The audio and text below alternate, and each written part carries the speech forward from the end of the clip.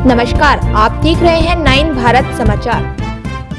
नमस्कार, आप देख रहे हैं नवभारत समाचार। मैं हूं नेहा राठी। आइए देखते हैं आज की बड़ी खबर।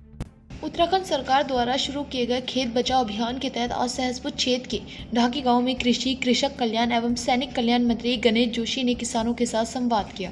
इस दौरान उन्होंने किसानों को प्राकृतिक खेती, आधुनिक कृषि तकनीकों तथा सरकार द्वारा संचालित विभिन्न कृषि योजनाओं की जानकारी दी।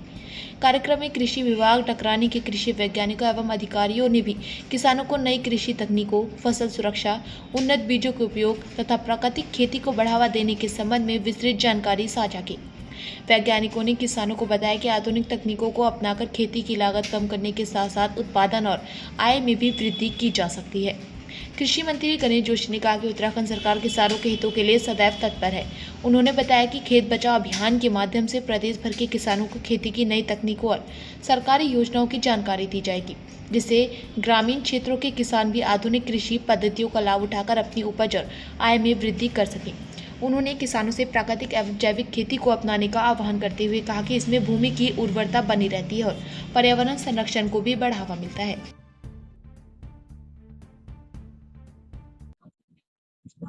भारत को आजाद हुए 75 साल हो गए। आज भी 70% से हमारी आबादी गांव में रहती है। किसान खेती करते हैं और उससे अपना गुजारा बसर करते हैं, अपनी इनकम करते हैं। और देश के प्रधानमंत्री नरेंद्र मोदी जी के नेतृत्व में जब से केंद्र में सरकार बनी है, लगातार किसान के बारे में सोचा जाता है। किसान सम्मान निधि देकर किसानों को आय दुगनी करने का प्रयास मोदी सरकार कर रही है। और आज हमारे कृषि मंत्री आदरणीय शिवराज सिंह चौहान जी ने जब से इस विभाग को संभाला है, एक रफ्तार इस विभाग को दी है। अभी हमने पूर्व में निश्चित कृषि संकल्प यात्रा निकाली थी। हमने कहा लैब टू लैंड। पहले क्या होता था, भूमि की टेस्टिंग लैब में होती थी।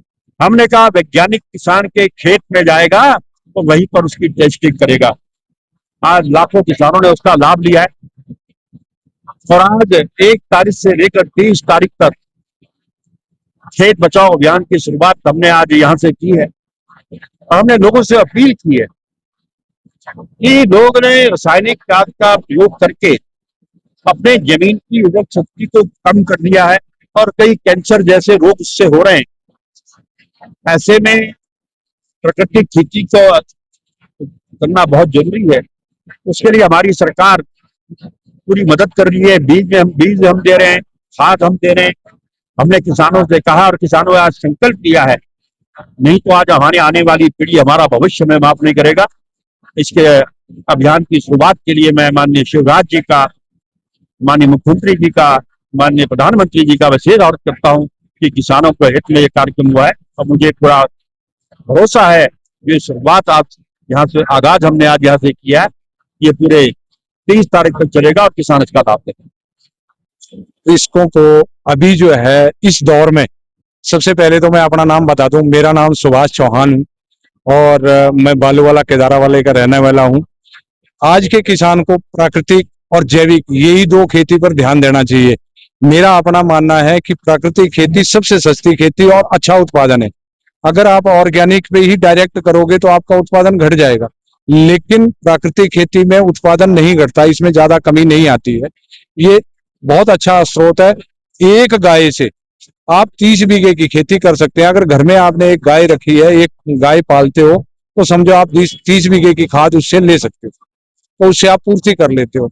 इससे आपको जो आम भाषा में बोलते हैं, वैज्ञानिक भाषा में, एग्जाम्पल यूरिया, फास्फोरस या पोटास, MOP जिसको बोलते हैं, ये सारी चीज इसी से उपलब्ध हो जाती है, इसी से मिल जाती है।